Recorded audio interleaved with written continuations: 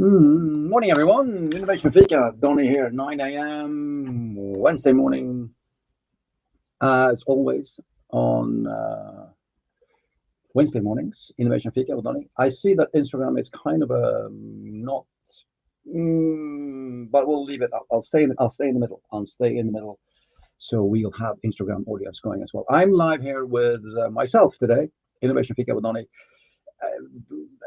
I think in theory this would be probably like episode 100 and I don't know 182 or something like that. But I thought I wouldn't make an actual episode out of this. I'll just have a chat. So if anybody wants to join me, by the way, drop a comment in the chat on LinkedIn or on YouTube, and maybe we can even get you in the studio. So feel free to join me as you come online. And if nothing else, just say hi, good morning, get up, get going, and as Monday morning greeting. But just drop a comment in the chat and say hi. My name is, I'm from, and then we can get the networking started. Anyway, Donnie here. As you might know, I do this every Wednesday, usually with a guest, usually with a topic. Today I'm kind of topic less, but I thought I'd do the last couple of fikas now before the summer as well. I'm still at work for another 3 weeks, and I thought I could do more informal fikas the coming 2-3 weeks. Just have a cup of coffee with people and just enjoy myself and talk about things that I feel are important, things that have come up. And if you want to talk about anything, please feel free to, as I said, drop a comment in the chat, join the chat, and we can get the conversation going. With that, I will also say that this week is a big week. This week is my biggest conference of the year. Not that I'm attending, but that I'm actually arranging. It's, well, not only me, it's the team at KTH Innovation. So I'm not saying it's my conference, but it's our conference. But I'm probably the one that's been spending most of the time with our external promotion of the KTH Innovation Readiness Level, our tool for measuring and tracking progress of innovation in early stages. And that's coming up this week. It's going to be cool. It's going to be cool. I'm just going to check the sound here. Perfect. Awesome. It's going to be awesome. This week, KTH Innovation Readiness Level Summit here at KTH Innovation. 73 people or something flying in from 18 different countries. I mean, I do like 20 plus digital online webinars and talks every year on this subject, but this is the one physical one, the big physical one. So that's going to be awesome, super cool this week. That's this weekend, Thursday, Friday this week. Starting tonight, actually, Wednesday evening, we're meeting up downtown for an informal get-together. That's this week. And then what else this week? Actually, there is one thing that I've been talking a lot about this week, and it's to do with the team and shares and division of shares, because very commonly when a team starts getting going with their startup, it's all about how do we divide the shares and who gets what, and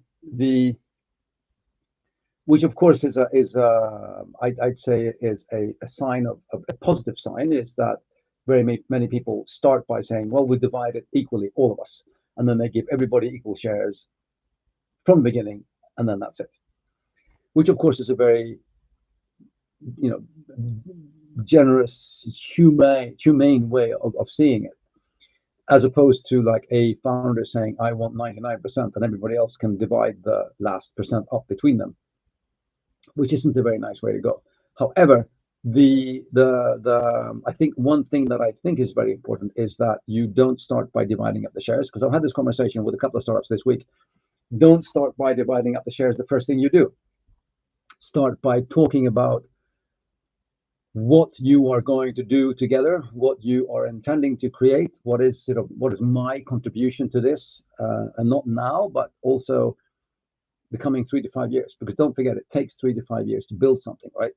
So we're in this for the long haul. And some people, I work at the university, some people might be here for a 6 months master, 6 months of their master. So for them, it's more like a pastime, something to learn, fun thing to do while I'm at the university. And for others, it's, their life's work, which of course, none of them is right or wrong, but both of them are equally important to have in the mix when you are starting something. Who's going to be in for the long run? What's their contribution? That sort of leads into the discussion about then how do we divide the shares up? How are we going to divide the shares up? Who gets what? And then once you get to a point where you can agree upon, okay, once we start dividing up the shares and we start the company in 3 to 5 years, this is kind of what we want it to look like. With that, you'll sort of kind of know how to, what you're aiming for. In 5 years, this is our optimal division of the shares within this team if everybody does what they're supposed to. Then, of course, as you continue building, things will happen. By the way, I see people coming online. Say hi, everyone. Send me a message and say, hey, hi, hello. If you want to join the conversation, let me know as well, because you can join. I'll send you the link if you want to join in the studio as well. Hi, Tekla. And who else is there? Somebody else on Instagram as well. Cool. Good to see you. Good morning. Yes, what I was saying, I was talking about shares. Yes. The important thing about the shares is that, first of all, you don't start by just, giving out equal shares to everyone. You talk about how are we going to divide this up, which is always a difficult conversation. So sometimes you might need an external facilitator to get that conversation going, but it's a very important conversation to have. What's it going to look like in the long run? Who's going to get like 3 to 5 years? That is also important because people need to understand that this is going to take 3 to 5 years before something happens. When we have that in place, then we can start designing how are we going to get our shares, because things happen, right? I mean, I can bet you that very, very seldom, I mean, almost never, but very seldom, sometimes, but very seldom, you'll see exactly the same thing, exactly the same people on board from day one that met over the coffee table or met over coffee at the table, coming up with the idea. And then 5 years later, I mean, there might be a whole different team because it's also a different, you need different skills in different phases. So sometimes you need a startup team, and then you need a scale-up team, and then you need a large corporation team. Maybe the people are still on board doing something, but maybe they're not. And maybe they transition out. Me personally, historically, through my startups, I've been a very, very good startup CEO. I'm probably I won't say the best, but I will say that I am a very, very competent and capable startup CEO. Get things started, get things rolling. I'm an extreme doer. I can get things done. I can get things out the door. I can get people going. I can, get people together and run. And I don't mind working really, really hard to get things done. However, when things start getting to a point when it becomes like a scaling operation and it becomes more of a big organizational thing, as in, a couple of hundred people, and it's a big thing, and we're, the structures are actually sort of there, and it's like becoming a real business, I need to transition out from the CEO role into a different role in operations, usually, or in innovation or R&D or something else. I need to find, I need to find my way back into this like innovative environment. And sometimes it means I transition out of the company, which I've done a couple of times, and sometimes I stay on to the company, but I change roles, and then I actively look for a more organized large corporation CEO to take my place, which of course some people think is crazy, but hey, I'm not in it to become a super famous CEO that stands on stage doing stuff. That's not why I do stuff. So that's not me. So long story about that, things change over time. And teams change over time, and things happen over time, and people get sick and tired of each other, or they go off and have a baby with somebody else, or they move to the other side of the world, or whatever happens. Things change. So you need to build mechanisms to enable that change to happen. You need to have agreements that enable people to get into their shares, and what happens if and when they leave the company, what happens with their shares, and who gets what, and how much can you keep, and so forth.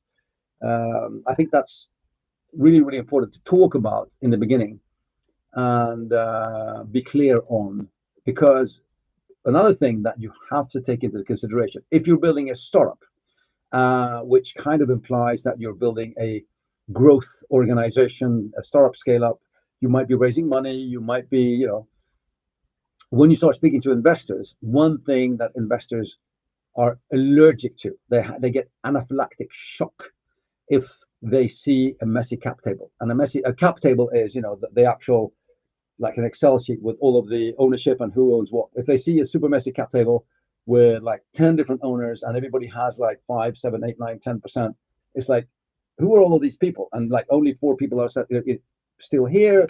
3 others, they left 2 years ago and they still own 10%. It's like super, super messy. That's a super red flag for investors. So you need what you call it, you need a clean cap table. So that's another reason for keeping it clean and keeping it really, really tight and being really clear on who gets what. I'm talking about core founders now. I'm not talking about all the employees, because another thing that I feel strongly about is one thing is the core founder shares that you set up in the beginning. And then as you go into investments, they don't get core founder shares. Then you emit new shares, and then everybody gets diluted across the board. You as a core founder, you will have the same number of shares, but it won't be equivalent to the same percentage of the company. And that's another thing that founders always make a mistake of. They always confuse number of shares. Like, I have 10% of this company. They might have 10% of the company when they start. If you have 100 shares and you have 10 shares, then you have 10% of the company. But the thing is, then we lock in the founder shares, right? And then we come to a point where we're going to raise money. So then we emit new shares, 100 new shares or 1,000 new shares, because the company valuation has gone up, and we emit new shares, and then we bring in investments.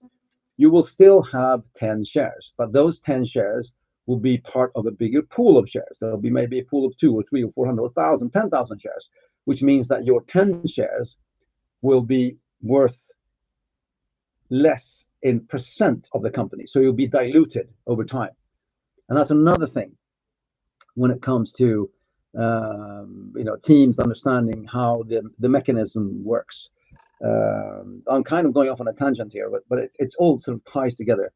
But coming back to when I started was that the important, and I've had this, as I said, I've had this conversation twice now with 2 teams this week only, is, the importance of speaking to each other and understanding, oh, we want to give this guy 10% because he's doing great work. Okay, well, 10% could be a lot, could be little, depending on how much work he is going to do. Is it a one-time work thing? Is it something that we will be needing over time? Do we need to give him shares for that work? Can we pay him in any other way? Do we want to give him shares as core founder shares? Is it somebody who will grow into being a founder of the company, or is it somebody who works with us?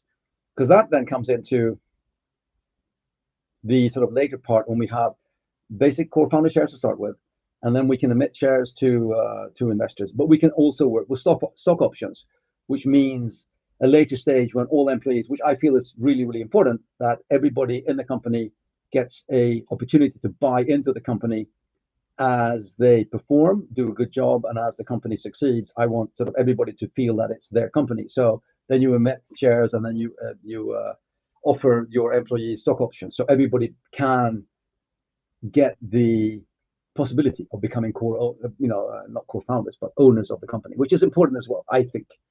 So all of these sort of things come together, but the most important discussion is the first one. You have the core founding team, who gets what for what, how long are we, who's going to do what to get their shares, and how do we regulate that in some kind of agreement. And then usually you write some kind of a vesting agreement. Vesting means that you get your shares over time. You might get like 2% every 6 months or something. There's some kind of mechanism that enables you to get or buy your shares. And then just this, side thing that depending on which country you're in, it's different legalities. In Sweden, you can't do it that way. In Sweden, you have to give all the people their shares first, and then they sell them back if they leave. But that's just a legal technicality. So in the vesting period, maybe over 3 years, so it takes us 3 years to get into the place where we said that, okay, in 3 years' time. However, I will recommend all early stage founding teams, because again, when people start something, everything's fantastic. After 6 to 12 months, any relationship starts going a bit, sideways. So you need to have mechanism in place. If somebody says, look, I'm sick and tired of this, I need to leave, I don't want to do this, or we just feel that somebody's not working out. So usually we recommend that you have a 12-month cliff. It's called the cliff. A 12-month period, like a grace period, in the beginning of, like, today we start working together legally. And then we have a 12-month period, a 12-month period with a cliff, which means that during the first 12 months, nobody gets anything. There's no vesting going on at all, because we want to prove to ourselves and to each other that we are part of this. So then we work for 12 months, all of us, without getting any shares at all. And then after 12 months, then the vesting starts. So then we can start making our way into what we're going to get, like in 3 years. So in theory, usually it's 5 years, 4 to 5 years. So it's a 12-month grace period with a cliff. Nobody gets anything, and then you vest for 3 years plus. And then after 4 years, everybody then has the founder shares that they're supposed to have. Yeah, many people go, oh my God, 4 years, and I take it easy. 4 years is nothing. 4 years passes faster than you can say a complicated word. I can't even think of a complicated word that is complicated enough to spend 4 years saying. No, but it's actually, it goes really, really quickly, quicker than you think. And things happen more often and quicker than you think.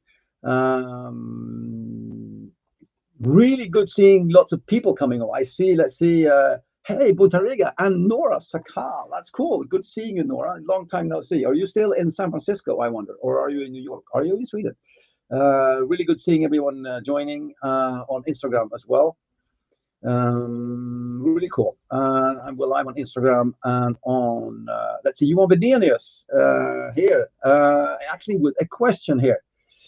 Let's see. I think this is a very interesting topic, and just as you say, it's not just a current situation, it's also long term. The need will change over time. I think it's very exciting to be able to see how your skills fit. Yeah, thank you, Johan. I can actually we can do this. Can we do this? Show on stream. Look at this. Boom, I can do this. Thanks, Johan, for that comment. I think the topic insightful to be able to see how your skills fit differently. Yeah, but the thing is, I think that goes for everyone, Johan. Is like, I think that no team is benefited from you trying to do things that you do really, really well. And all teams benefit, all teams, turn it around. All teams benefit from you doing what you do really, really well, right? I mean, everybody can do kind of everything. So when we do, like when I do team workshops here, and we do the team canvas, and then we do this exercise where we talk about the need, skills and competence over time, right? So then we have, okay, what do we need in capacity and skills now, in 6 months, in 12 months, in 24 months? And then everybody can say, well, I can do this now, and I can do this later, because maybe somebody wants to learn something. Maybe they want to transition into a different role. Maybe they would love to do something and learn that, but then, let them transition into that role. But then you also, planning, this is like the competence matrix over time. But you also need to understand, and as I said, everybody can do everything. And then, I mean, like Johan, I know that we know this, Johan. We know working in small startup teams, like everybody does everything. You do the bookkeeping, you do the CEO thing, you do the CEO, you do everything, you do the marketing, you do everything, right? Everybody's doing everything. You have all of these hats. But as the organization grows, like every role becomes more of a person thing. So it's like, the less hats, which is always interesting, because that goes for what's it's quite fun, because the smaller the startup, the more things they say they're going to do. And as they grow, the less things they actually do, because you start focusing, because everything becomes more of a role. And then that same thing with people, that you transition into a role over time. But in the beginning, it's kind of a fluid thing. So when I have startup teams and I work with teams, it's kind of fluid, and I don't have, okay, I might have a role, but I prefer working with responsibilities. But at least as long as we cover all the bases and we have somebody that's responsible for all things that need to be done, doesn't mean that that person is the only one doing it. It means it's the person that is responsible for it getting done and can ask for help from everybody else. And then as the whole operation grows, that responsibility will sort of become a role. And then it's the question is that the right person to be in that role or not? Or will that person transition into something else? And I think that that discussion between the people is a very, very important, ongoing, important discussion to have. Sort of where are we now? Where are we going? What do I do? What do I like doing? What do I want? What do I want to do more of? What do I want to do less of? I mean, I need to do less of bookkeeping, even though I can do it in the beginning. And which is why I love working with my sister, who is, super uh, good at that, and kind of enjoys, fiddling around with the numbers as well.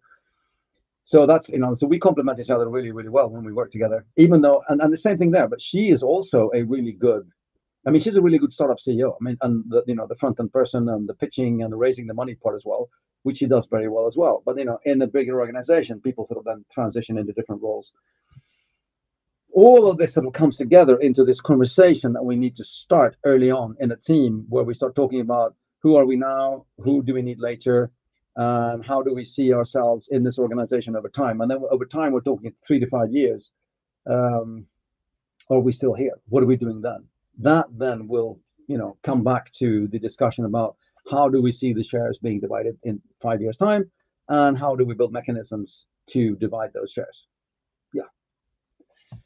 Good grief. That was I was just going to comment on that. That was like a long monologue there, but really cool seeing everybody online. And thanks for the comment, you one as well.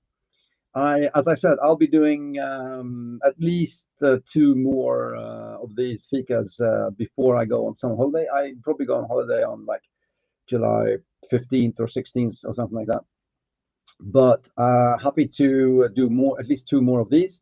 If there's anything you want me to talk about, if there's any subject you want me to bring up, I'll happily talk about that. So send me suggestions of subjects, and also start sending me suggestions of guests to bring on the show for the autumn. Because I mean, I already have a number of really cool names coming up, but if you have ideas or requests for people you want to be on the show, if you want to be on the show, if you have something you want to bring to the world. I mean, I'm looking at the people on there. I'm seeing Botarega, I'm seeing Nora, I'm seeing Anton Melander, I'm seeing lots of people. Johan Vedenius, I want you on the show as well one day.